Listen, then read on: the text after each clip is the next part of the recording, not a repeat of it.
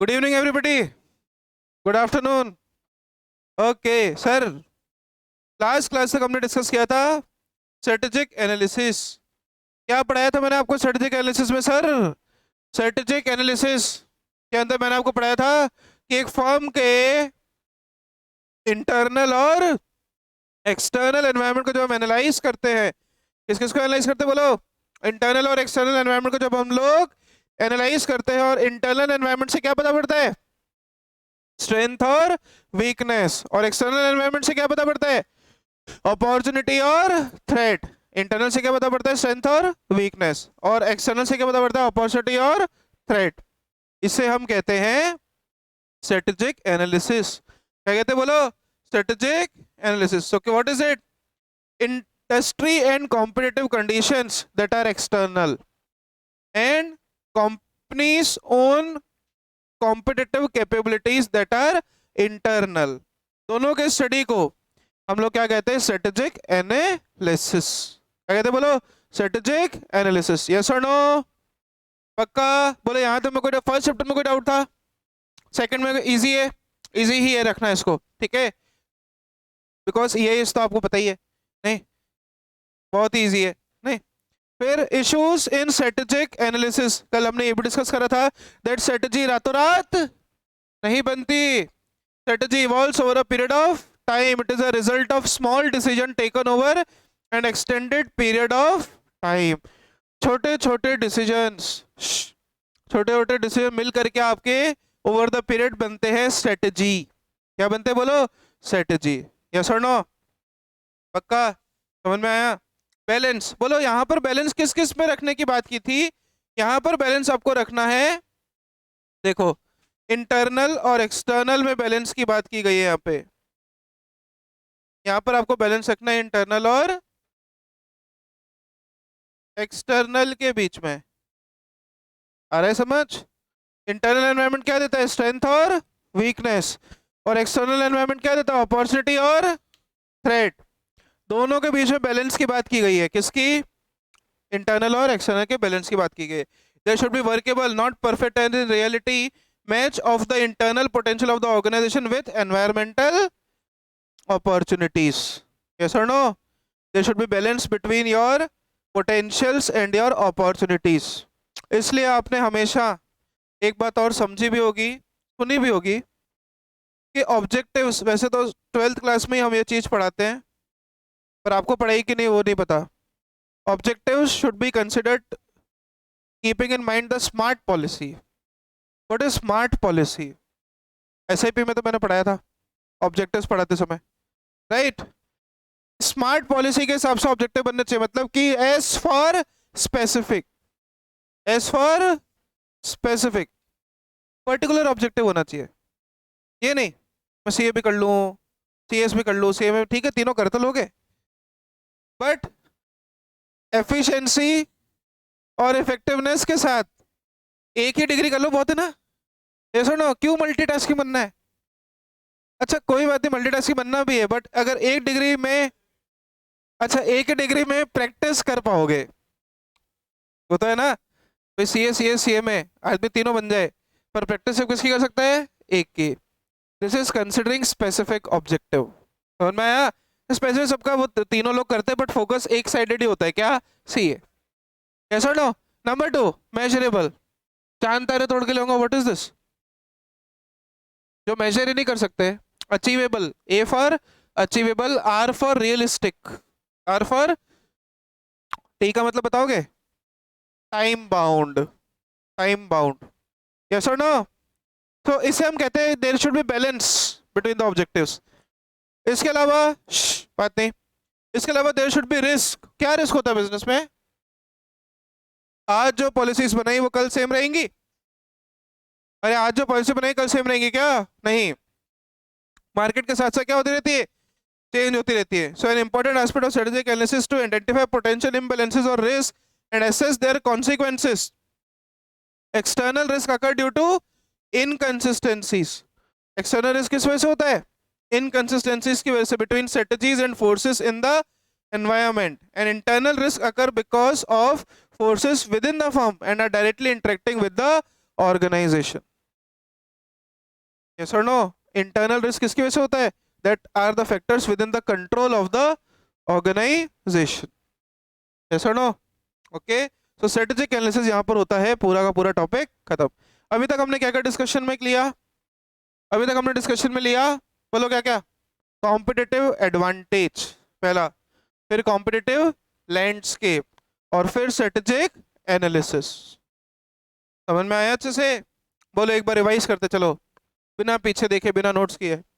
Competitive advantage क्या है? आपका USP with respect to competitor. फिर आप किस तरीके से अपने प्रोडक्ट को अलग दिखा रहे हो, दैट इज कॉम्पिटिटिव एडवांटेज। आपका ब्रांड रिकॉग्निशन अगर ज्यादा, दैट इज कॉम्पिटिटिव एडवांटेज। मन से लिख सकते हो, कोई तकलीफ नहीं है। कॉम्पिटिटिव लैंडस्केप क्या था? बिजनेस को एनालाइज करते हुए डायरेक्ट और इनडायरेक्ट कॉम्पिटिटर्स को पता लगाओ, उनका मिशन, उनका विजन, उनका गोल्स, उनका ऑब्जेक्टिव, उनकी स्ट्रेंथ क्या, उनकी अपॉर्चुनिटी के, उनके वीकनेसेस के। जैसे जियो जब आया तो उसके पास में सबसे बड़ी स्ट्रेंथ क्या थी पता है? Funding. Mukesh Ambani is a wealthiest person. अभी लॉस भी जाए कंपनी 6 महीने साल भर फोकट में दे दे सर्विसेज, कोई नुकसान नहीं है। और वो तो सारा पैसा रूट किया ना इन्होंने, बाद में सच्चाई तो सबको ही पता है। यस और no?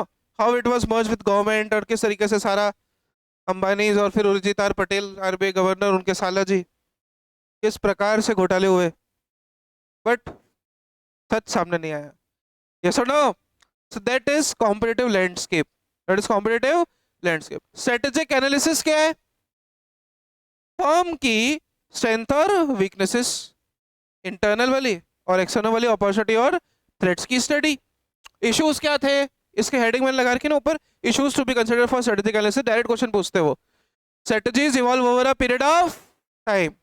Number 2, there should be balance between internal and external factors or forces. And number 3, there is a risk, whatever condition, external risk arises due to inconsistencies and internal risk, ये जो underline करे ना उसको बहुत अच्छे से याद रखने का। external risk arises due to inconsistencies between strategies and forces in environment। अरे यार, आज जो स्ट्रेटेजी बनाई है, अगर एनवायरमेंट में चेंज आ जाए, एनवायरमेंट में क्या आ जाए? चेंज, तो प्लान धरा का धरा दे क्या? अरे यार, मैंने टीडीएस रेट 5% निकाल के सारा प्रोविजन बना दिया, टैक्स बना दिया, सीएफएस सब बना दिया। अभी सरकार आके बोलती है कि नहीं, टीडीएस की रेट 5% है, अपन अभी 15% करेंगे। यस और नो? तो सारे प्रोविजन सब ढेर। Is it clear everybody? Okay. And internal risk arises due to, क्या लिखा है?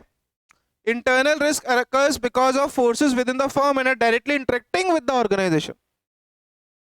आपके कंट्रोल में है क्या? ओके, ये आपके कंट्रोल में है। Okay, now we are coming to industry. ये चैप्टर के ना टॉपिक्स काफी बाइफरकेटेड है, मल्टीपल टॉपिक्स है। जैसे कॉम्पिटिटिव एडवांटेज एक टॉपिक हो गया, अपन ने खत्म किया। कॉम्पिटिटिव लैंडस्केप एक टॉपिक अपन ने खत्म किया। अब अपन कर रहे हैं industry and competitive analysis. Competitors का एनालिसिस कैसे करेंगे वो सीखेंगे। ये पूरा टॉपिक आज का ही है, बस ये शीट खत्म होती है, आज की क्लास खत्म हो जाएगी, बट ध्यान से पढ़ने की जरूरत है, ठीक है। और कोर कॉम्पिटेंसीज तो पहले ही पढ़ा चुका हूँ। इसके अगला टॉपिक कोर कॉम्पिटेंसी, वो ऑलरेडी हो चुका है, वो तो हो चुका है ना, कोर कॉम्पिटेंसीज। चलो, तो चैप्टर आज आधा खत्म हो जाएगा, आधा चैप्टर कल हो जाएगा, ठीक है। इसी स्पीड से लेंगे अपन।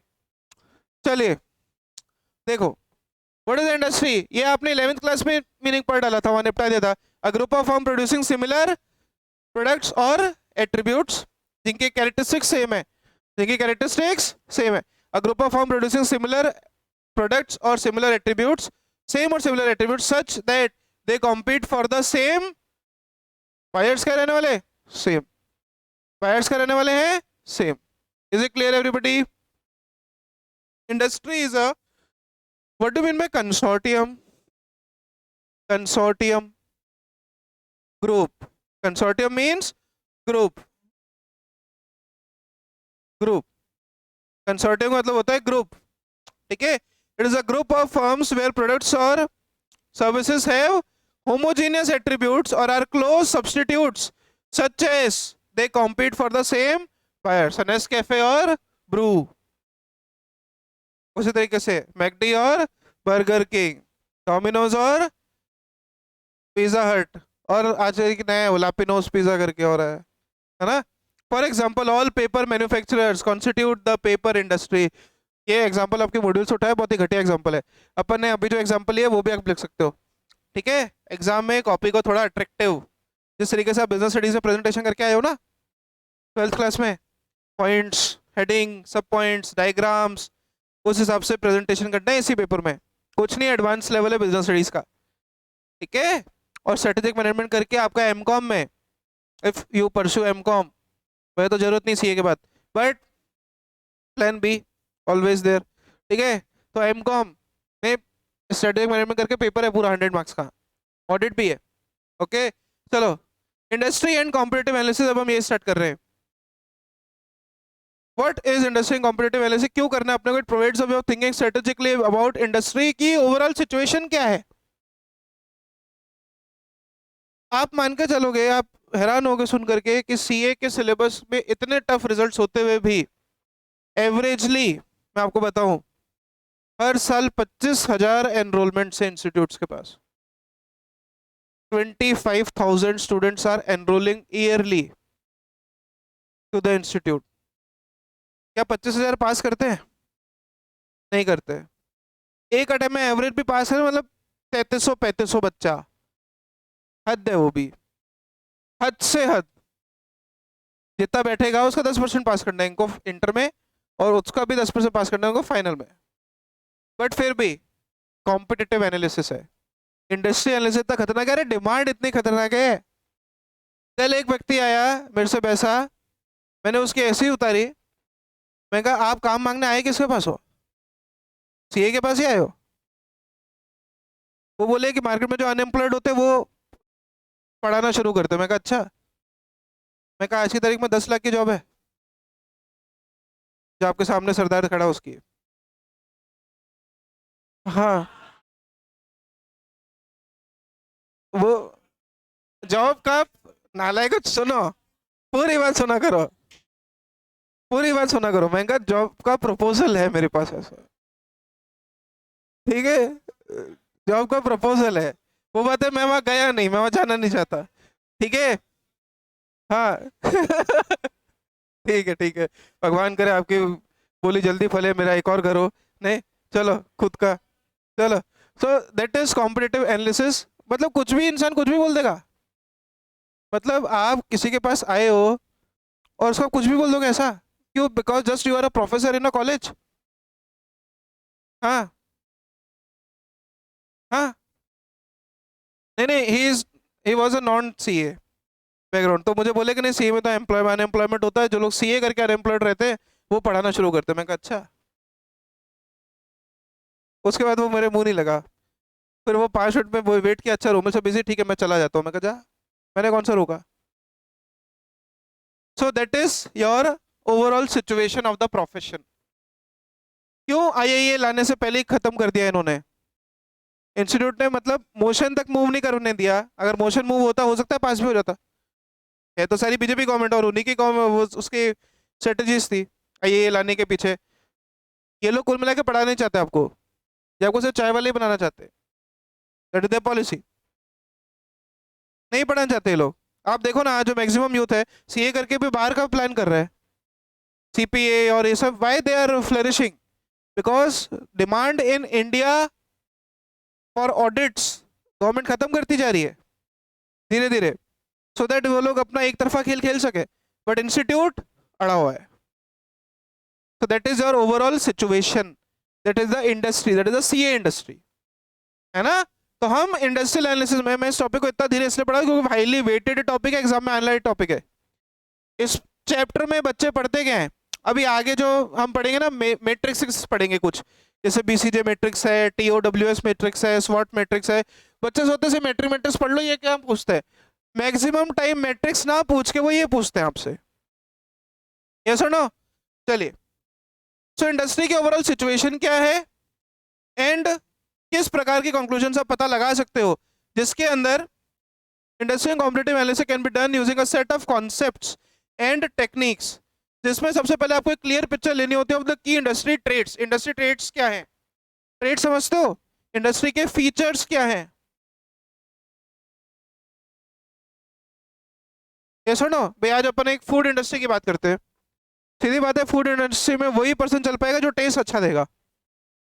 अगर टेस्ट घटिया दिया तो तुम्हारा कितना भी बढ़िया सेटअप हो, ठेले पे ज्यादा भीड़ हो जाएगी, तुम्हारे सेटअप पे हो सकता है कम भीड़ हो, बिकॉज वो ट्रेट है। What is the best trait in the food industry? Taste, staff, consistency, quality. Yes और no? Okay. The intensity of the competition, कितना कंपटीशन है।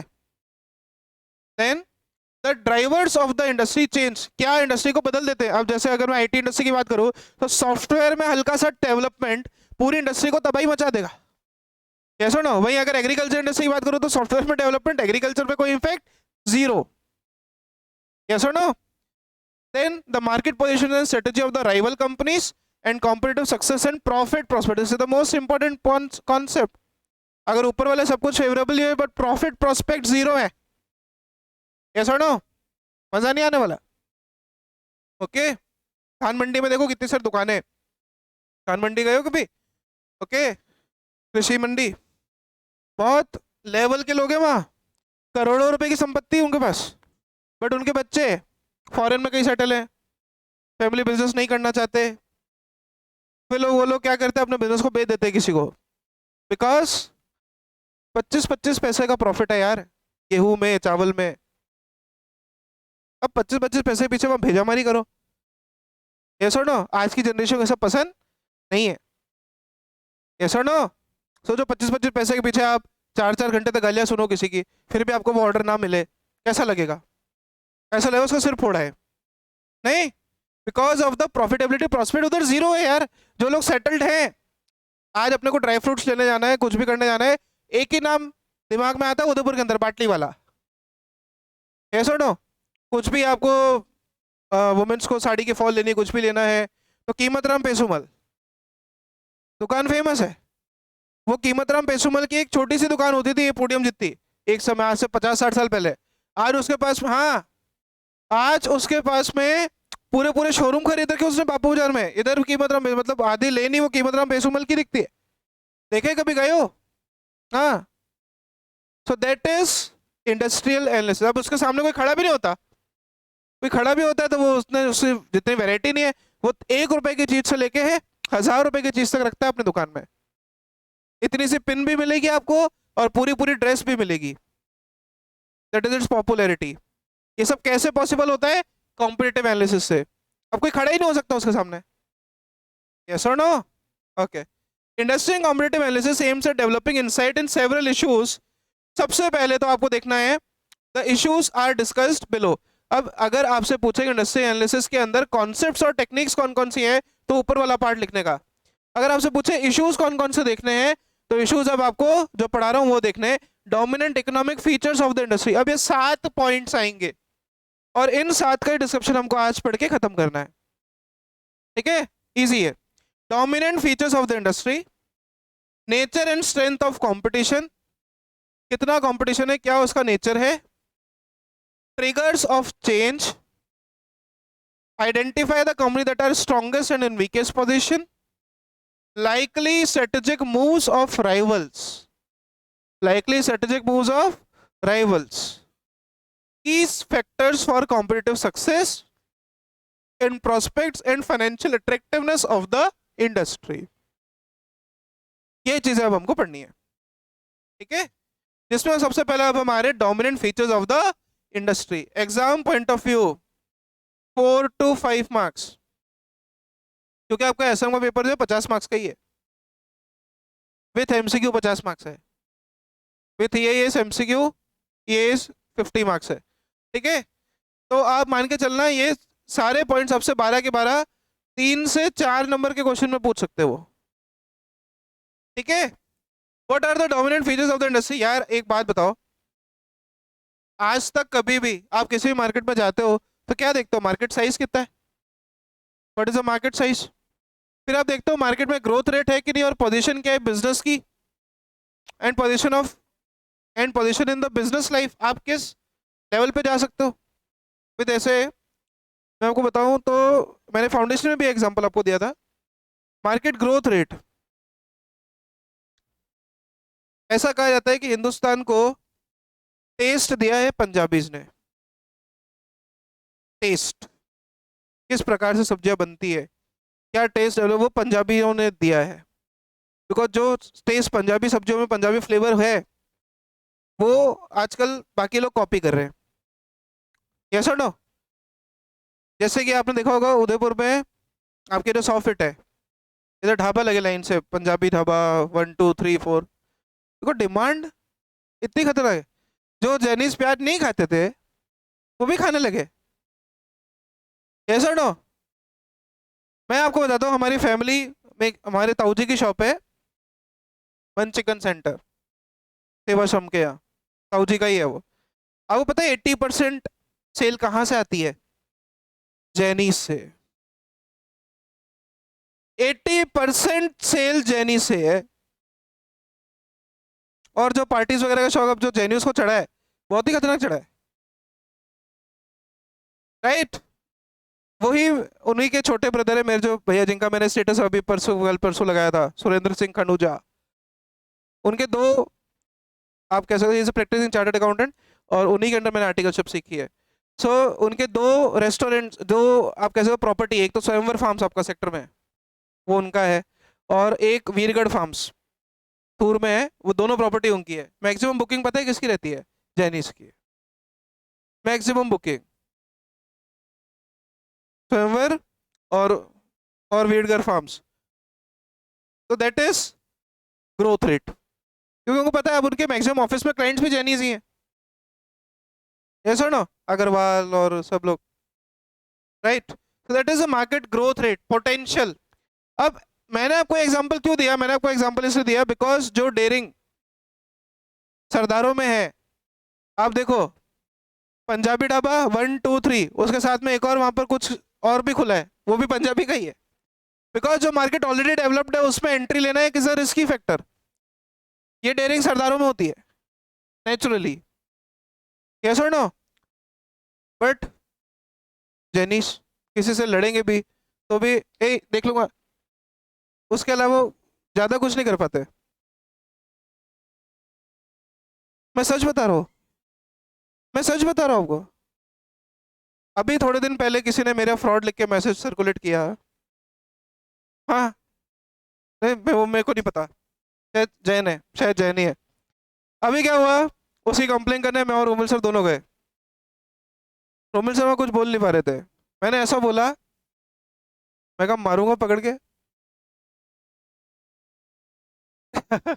दैट पर्सन, ठीक है? So that is daring, nothing else.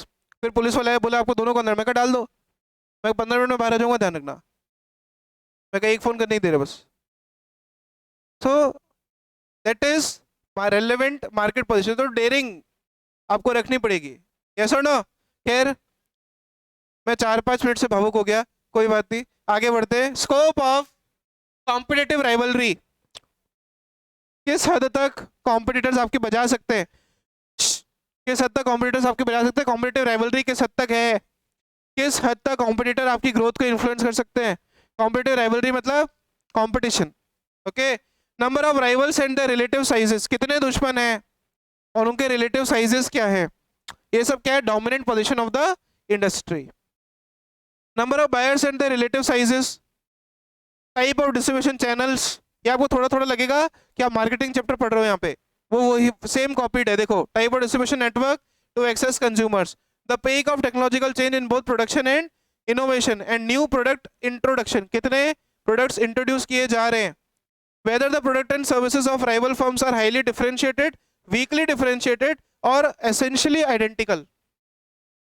अरे यार, mobile industry, जो feature आपको Mi दे रहा है लगभग उसी का प्लस माइनस फीचर आपको सैमसंग दे रहा है, उसी का प्लस माइनस फीचर आपको वन प्लस दे रहा है, और सबसे प्लस माइनस फीचर आपको आईफोन दे रहा है। यस और नो? सबसे प्लस फीचर आपको आईफोन दे रहा है। That is products are weakly differentiated. वहां पर प्रोडक्ट्स कैसे डिफरेंशिएटेड है? वीकली। अरे अच्छा, 2 3 फीचर्स का डिफरेंस होता है ना, ज्यादा थोड़ी होता है। या फिर आइडेंटिकल है। आइडेंटिकल किधर होते हैं? जहां गुड्स होमोजीनियस हो, पेन पेपर डस्टर चौक। अभी सेलो का लो, रेनॉल्ड्स का लो, या पायलट का लो, पेन पेन का काम ही करेगा ना। दैट इज वीकली डिफरेंशिएटेड और आइडेंटिकल। यस और no? Okay. whether key industry participants are clustered in particular locations. For example, lock industry in Aligarh, Aligarh में तालों की इंडस्ट्री है, okay, sarees and diamonds in Surat, and information technology in Bangalore, IT hub. Yes or no? Okay, similarly there is also concentration of business in different countries on account of geographical and other reasons. जैसे crude oil का business सबसे ज्यादा किधर है? Dubai, Saudi. Yes और no? सो इसे कहते हैं मार्केट क्लस्टर्ड है कि नहीं है. मार्केट क्लस्टर मतलब डिवाइडेड है कि नहीं है इनटू पर्टिकुलर लोकेशंस. यस और नो? जैसे दिल्ली में एक इलाका है, मैं आपको बताता हूँ, जैसे मैं आपको बताता हूँ, सुनो ध्यान से. दिल्ली में एक इलाका लक्ष्मी नगर. कौन सा इलाका है? Lakshmi Nagar. That area is known for CA coachings. हाँ, लक्ष्मी नगर, दिल्ली, दिल्ली सीएस के लिए भी है. हाँ, वहाँ पर आपके जो काफ़ी जो नेशनल लेवल जो टीचर्स हैं वो वहाँ पर अपना सेंटर खोल के बैठे हुए हैं, राइट. ऐसे ही लगता है कि सीए कोर्स को बेच रहे हैं वो. ओके, जगह जगह सीए के होर्डिंग्स और ये वो चलता रहता है. मतलब वहाँ मार्केट में से घूमोगे और आपने वैसे बोल दिया कि मैं सीए कर रहा हूँ, तो आपको कब कौन उठा के ले जाए आपको पता भी नहीं पड़ेगा. Okay, so that is clustered, that is clustered. Yes और नो? चलो आगे देखो. Capital requirements and ease of entry and exit. कैसे मार्केट में घुसना आसान है या मार्केट से एग्जिट लेना आसान है, या आपने ऑलरेडी जो आपकी माइक्रो इकोनॉमिक्स है उसमें आपने मार्केट के अंदर जरूर पड़ा था. Freedom of entry and exit होती है परफेक्ट कंपटीशन में. मोनोपोली कंपटीशन में वो आने नहीं देता, घुसने देता है. यस और नो? जो भी मोनोपोलिस्टिक पोजीशन में है वो आपको मार्केट में कभी एंटर नहीं होने देगा. यस और नो? तो ये सारी चीजें हम कहाँ देखते हैं? Dominant position of the industry में. कहाँ देखते हैं बोलो? Dominant features of the industry. और अंत में, वैसे अंत में लिखा है बट इसको सबसे पहले लिख के आना आप भी एग्जाम में, whether industry is profitable, is above और बिलो पार. प्रॉफिटेबल है या नहीं? प्रॉफिटेबल है या नहीं? यस और नो? पक्का 100%. तो ये अभी हमने इंडस्ट्री एनालिसिस का फर्स्ट पॉइंट कवर किया है, सिर्फ कौन सा? Dominant position of the industry. Easy. अब सेकंड पॉइंट बहुत इजी है, कहते हैं nature and strength of competition. इधर अपन क्या करेंगे? अपन यहाँ पर देखो, कई बार स्टूडेंट्स को डिफरेंस ही क्लियर नहीं होता. स्ट्रेटेजिक एनालिसिस में आपने अपनी स्ट्रेंथ, अपनी वीकनेस, अपनी अपॉर्चुनिटी, अपनी थ्रेट की बात की. यहाँ पर आप कॉम्पिटिटिव की स्ट्रेंथ, वीकनेस, अपॉर्चुनिटी और थ्रेट की बात कर रहे हो. समझ में आ रहा है? देखो, very important step for diversifying competitive strategy, discover what are the main sources of competition. Competition कौन कौन से सोर्सेज के साथ है? Competitive pressures varies from industry to industry. Okay, and the competitive process of all the industries more or less alike. Therefore, a common analytical framework can be used for analyzing it. आप normally common framework के base पर सारी industries को analyse कर सकते हो. Yes और no? अरे यस और नो? पक्का. Third point is triggers of change. बोलो, चेंज किस किस वजह से होता होगा? अरे यार, इंटरनल फैक्टर्स, एक्सटर्नल फैक्टर्स, सारे चेंज के ट्रिगर्स हैं, है ना? तो ये चीज भी आपकी रिपीटेशन है नोट्स के अंदर. जैसे कुछ ट्रिगर्स ऑफ चेंज, यहाँ पर मैं ना आपको दो क्लासिफिकेशन कर देता हूँ. वैसे बिजनेस एनवायरनमेंट में भी मैंने 12th में पढ़ाया था आपको. There are some changes of factors जो कि होते हैं स्पेसिफिक. क्या होते हैं? वो सिर्फ आपको इम्पेक्ट करेंगे या आपके जैसे लोगों को इम्पेक्ट करेंगे, राइट? और ऐसे फैक्टर्स होते हैं जो होते हैं जनरल, सबको इम्पेक्ट करेंगे, पूरे बिजनेस को इम्पेक्ट करेंगे. बोले सुनो, क्लियर? अब देखो, देखो सुनो, जब 1991 में ग्लोबलाइजेशन हुआ था, सबने पढ़ा है कि 7 दिन के बफर स्टॉक्स भी नहीं थे, ये नहीं था, वो नहीं था, देश फिर से फाइनेंशियली और इकोनॉमिकली बर्बाद होने वाला था. फिर उस समय मनमोहन सिंह और वो पूरी कहानी आपने सुनी होगी, है ना? तो अभी ग्लोबलाइजेशन जो हुआ वो सबको इम्पेक्ट हुआ ना. It is general force, it is a general force. Yes और नो? बट इंडिविजुअली कंपनी ने उनको कैसे कैसे लिया, कुछ कोप अप कर पाए, कुछ कोप अप नहीं कर पाए, that is specific, that is specific, है ना? तो ट्रिगर्स ऑफ चेंज में हमको ये देखना है कि क्या जनरल है और क्या स्पेसिफिक है, क्या जनरल है और क्या स्पेसिफिक है. यस और नो? यस. आइए देखें फटाफट से. There is a lot of analytical value in identifying specific factors causing fundamental industry and competitive change. These factors or forces create incentives and pressures for change. Oh, audit, incentives और pressure. याद आया fraud में incentive pressure होता है और क्या होता है रेशनलाइजेशन, और क्या होता है एक होता है इंसेंटिव प्रेशर और रेशनलाइजेशन, तीन ही होते हैं ना पक्का. चलिए, the most dominant force are driving forces because they are the biggest influence on what kinds of changes will take place in industry structure and competitive environment. Analyzing drives has two steps. सबसे पहले तो drive को identify करो, identify what are the driving forces and then assessing their impact that will have on the industry. कुल मिला के यहाँ पर दो स्टेप लेने हैं. पहले तो आप इनको आइडेंटिफाई करो, क्या करो, इन दोनों को कि क्या स्पेसिफिक है या फिर जनरल है. दूसरे स्टेप में आपको क्या करना है, इम्पैक्ट एनालिसिस. क्या करना है, इम्पैक्ट एनालिसिस करना है कि इसका हम पर या हमारे कॉम्पिटिटर पर, हमारी इंडस्ट्री पर क्या इम्पैक्ट होने वाला है. यस और नो, पक्का इजी है. चलो, सम आर जनरल फोर्सेस. अब वो जनरल है वो बता रहे हैं आपको, देखो examples. The internet and new e commerce opportunities threats it breeds industry. E commerce पे नया डेवलपमेंट आया, नई एप्स आ गई, तो अभी सारे बिजनेस रजिस्टर होने वाले उसके ऊपर, that is general. Increasing globalisation, अभी पढ़ाया ना, अरे अभी भी पढ़ाया ना ये तो. Then changes in long term industrial growth rate. अरे यार आपने वो पढ़ा है, डिविडेंड डिसीजन पढ़ लिया, बाकी है. अच्छा चालू किया, उसमें ना आप पढ़ोगे कि P0 मतलब price of the share at current is equal to D1 upon KE minus G. ठीक है, मतलब कि आज जो शेयर का जो करंट प्राइस है, आज जो शेयर का करंट प्राइस है that is dividend at the end of year 1 upon cost of equity minus growth rate. अब मान लो अगर ये ग्रोथ रेट बहुत ज़्यादा बढ़ती जा रही है, मतलब कि ये जो न्यूमरेटर है क्या हो जाएगा, नेगेटिव हो जाएगा. न्यूमरेटर क्या हो रहा है बोलो, एक सेकेंड, गॉर्डन्स मॉडल है वैसे. ठीक है, P0 is equal to D1 upon K minus ये. अगर ग्रोथ रेट पर बढ़ती गई मतलब कि न्यूमरेटर क्या हो जाएगा, नेगेटिव. न्यूमरेटर नेगेटिव होते ही प्राइस क्या हो जाएगा, नेगेटिव.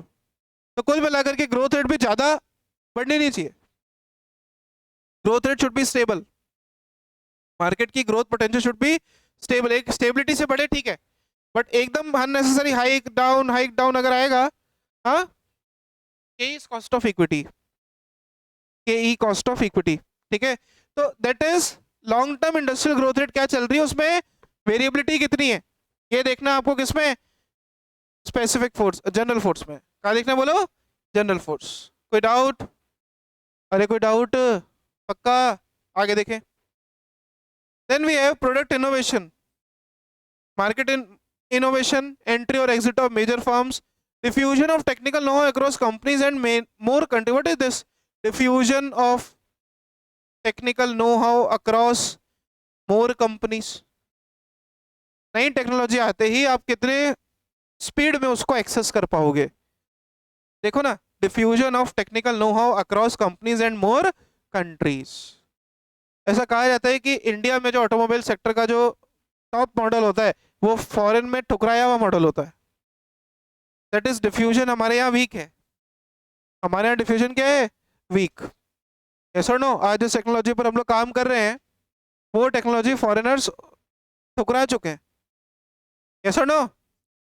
अब पता है अभी कार्स में एक हाइब्रिड सिस्टम आने वाला है, सुना होगा आपने, आ चुका है. हाँ, क्या है हाइब्रिड सिस्टम में, इलेक्ट्रिक भी चलेगी, मतलब एक लेवल के ऊपर पेट्रोल का यूसेज है, उस लेवल को मेंटेन होने के बाद हाँ फिर इलेक्ट्रिक चले, फिर वो that engine will shift to the petrol engine after a certain time. ये हाइब्रिड सिस्टम दुबई में ऑलरेडी चल रहा है पिछले कई सालों से, अभी इंडिया में शुरू हुआ है, right. So this is diffusion of technical know how. क्या कहते हैं इसे हम, diffusion of technical know how. बोले यहाँ तक कोई डाउट, अरे यहाँ तक कोई दिक्कत, पक्का. अच्छा, नो इश्यूज टिल हियर. अच्छा, स्ट्रेटेजिक ग्रुप मैपिंग या आइडेंटिफाइंग द स्ट्रॉन्गेस्ट और वीकेस्ट कॉम्पिटिटर हम बाद में करेंगे, बट इससे पहले आज मैं आपका ले रहा हूं key factors for success, KSF। ये टॉपिक आज ले रहे हैं, फिर छुट्टी करेंगे। ठीक है, what is key success factors? What is the key success factor of Apple?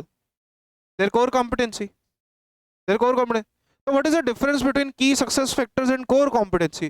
Core competency copy नहीं हो सकती है, core competency factor, core competency copy नहीं, बट की सक्सेस फैक्टर्स लोग कॉपी कर सकते हैं। ऐसा ना, ये बेसिक डिफरेंस है, वहां के लिखा नहीं, आपके मॉड्यूल में भी नहीं दिया है, इतना लेवल से वो नहीं पढ़ाते, वो आपको सिर्फ KSF अलग पढ़ाएंगे, कोर कॉम्पिटेंसी अलग पढ़ाएंगे, दोनों में डिफरेंस नहीं बताएंगे। बट ये मैं बता रहा हूँ आपको अपने एक्सपीरियंस से। ऐसा ना, की सक्सेस फैक्टर कॉपी हो सकते हैं बट कोर कॉम्पिटेंसी कॉपी नहीं हो सकती। कोर कॉम्पिटेंसी स्कोर यार आप ही की है, you are only competent in that area, but key success factors आपके कॉम्पिटिटर के कॉमन हो सकते हैं।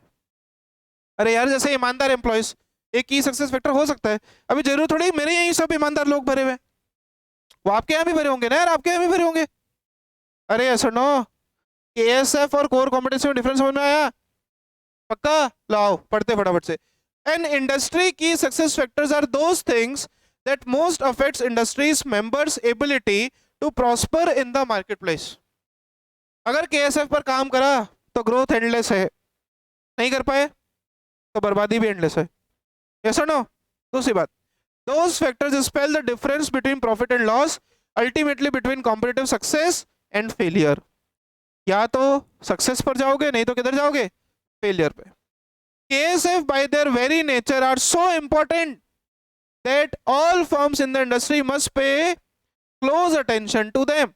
they are prerequisites for industry's success। Industry के सक्सेस के लिए सबसे अहम हिस्सा होते हैं कौन? की success factors. Misdiagnosing the industrial factors critical to long-term competitive success greatly raises the risk of a misdirected strategy। अगर आपने डायग्नोस ही गलत किया, डॉक्टर ने आपकी बीमारी ही पता पड़ा था हार्ट में थी, किडनी में बता दी, किडनी निकाल भी दी एक। सो misdiagnosing the industrial factor critical to long-term competitive success greatly raises the risk of misdirected strategy. आपकी अगर डायरेक्ट स्ट्रेटेजी ही मिसडायरेक्टेड है, और अगर स्ट्रेटेजी मिसडायरेक्टेड है तो इट्स स्ट्रेटेजी इज अपन ने पढ़ा long driven blueprint of direction, destination and, ऐसे करोगे क्या? Blueprint, long driven blueprint of planned direction, destination, और एक और क्या था बताओ? बोलो। फर्स्ट पेज खोलो और बताओ यार, इतना क्या, मैं कोई टेस्ट थोड़ी ले रहा हूँ। इमेज, हाँ इमेज, तो आपकी इमेज भी गई, डायरेक्शन भी गई, डेस्टिनेशन भी गया, if it is a misdirected strategy. Yes और no? Okay. Companies that stand out on a particular KSF enjoy a stronger market position. अभी कैडबरी, कुछ मीठा हो जाए मतलब Cadbury, that is key success factor, that is USP, but that is a key success factor। बिका जी, अमिताभ बच्चन को ले आया एड में, की सक्सेस फैक्टर। अभी अमिताभ बच्चन इसका ऐड करे तो क्यों ना बिके? ऐसा ना, वहीं अगर कोई और नाना पाटेकर करे तो इतना इम्पैक्ट नहीं है। ऐसा ना? चलो, key success factors vary from industry to industry and even from time to time with in the same industry as driving forces and competitive change conditions change. On only rarely does an industry have more than 3 or 4 KSF at one time। KSF एक ही हो सकता है, but कुछ ही industry ऐसी rare industries होती है जहाँ KSF 3 से 4 तक होता है।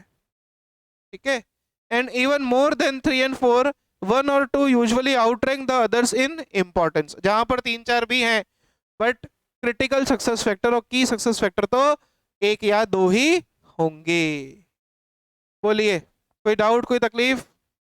यहाँ हमें कोई दिक्कत नहीं, सिर्फ स्ट्रेटेजिक ग्रुप मैपिंग, बाकी उसका मेरे को एक डायग्राम से बताना है तो मैं बाद में बताऊंगा। But how to identify KSF?